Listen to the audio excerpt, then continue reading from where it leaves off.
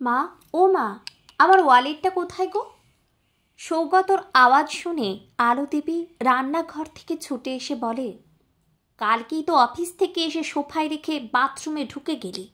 সেখান দিয়ে তুলে আমি তোর ডয়ারে রেখে দিলাম, যেখানে তোর গাড়ির চাবি থাকে। ভালো করে দেখবি তো, এই ছেলে নাকি আবার কদিন বাদে বিয়ে করবে। সৌগত কটাক্ষ করে বলে, ভালো তো, কদিন পর থেকে তোমার কাছে আর চাইবো না। সেই তো, মেয়েটাকে দিয়ে তো খাটাবে, নিজে তো বড় হয়েছিস, একটু দায়িত্ববান হতে শেখ। ঠিক আছে, আমার লেট হয়ে যাচ্ছে, আমি যাচ্ছি। বল আসছি, সাবধানে যা। বিকেল 6:30। আলো দেবী সেলাই করছিল, সেই সময় সৌগত এসে মায়ের পাশে বসল। কিছু বলবি? সৌগত দোনো করে বলে, আচ্ছা মা, আর 2 সপ্তাহ পর তো আমার বিয়ে। হ্যাঁ জানি তো, কত জোগাড় জানতি বাকি, সব তো করতে হবে। হ্যাঁ বলছিলাম যে তোমার খারাপ লাগবে না? আমার যে বিয়ে হয়ে যাচ্ছে, যদি বিয়ের পর তোমার মনে হয় আমি তোমার ঠিকমতো খেয়াল রাখতে পারছি না আগের মতো।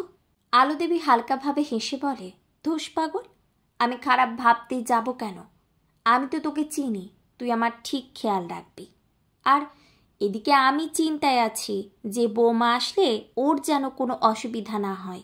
আর তুই এইসব বলছিস? সৌগত থামিয়ে দিয়ে বলে, কিসের অসুবিধা?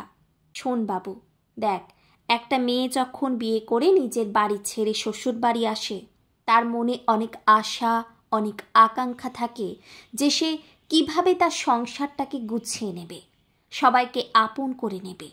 আর এটাও আশা রাখে যে তার স্বামীও যেন তার সঠিক সিদ্ধান্তে তার পাশে থাকে। আমিও কোনো এক সময় ছোট বয়সে বিয়ে করে এই বাড়িতে এসেছিলাম। মা, তোমার মনে আছে যে ঠাকুমা তোমার সাথে কি ব্যবহারটাই না করতো? শুধু দাদুর পছন্দে এই বিয়েটা হয়েছে বলে। আমার একদম ওসব পছন্দ হতো না। ওসব পুরনো কথা মনে রেখে লাভ নেই। আমি কখনোই চাইবো না যে আমার সাথে যা হয়েছে আমার বৌমার সাথেও তাই হোক। এটা সব সময় মনে রাখবি বাবা, আমরা সবাই একটা পরিবার।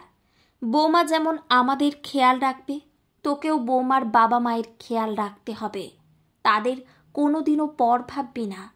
সব শাশুড়িদের নিজের বৌমাকে নিজের বন্ধু ভাবা উচিত, আর বৌমাদেরও শাশুড়িকে নিজের মা ভাবা উচিত। সম্পর্কগুলো তো এইভাবেই গড়ে ওঠে। হ্যাঁ মা, সবই বুঝলাম, তোমার সব কথা সারা জীবন মানব। আচ্ছা মা, দাঁড়াও, বৃষ্টিকে একটা ফোন করি, ওর সাথে তো ভালো করে কথাই হয়নি আজ। একটা কথা বলে রাখি, তোর বাবা আমার পাশে ভালো বন্ধু হয়ে না দাঁড়ালে আমি হয়তো এই বাড়িতে বেশি দিন ঠাঁই পেতাম না। আশা করি আমিও যেন তোর মধ্যে তোর বাবার প্রতিবিম্বটা দেখতে পাবো। কিছু সম্পর্ক স্বার্থ না, ভালোবাসা থাকে, আশা থাকে, ভরসা থাকে, এবং সেই আশাটা তার প্রতিই থাকা উচিত যে তোমার সেই আশা ভরসার দাম দেয়, তোমাকে ভালোবাসে।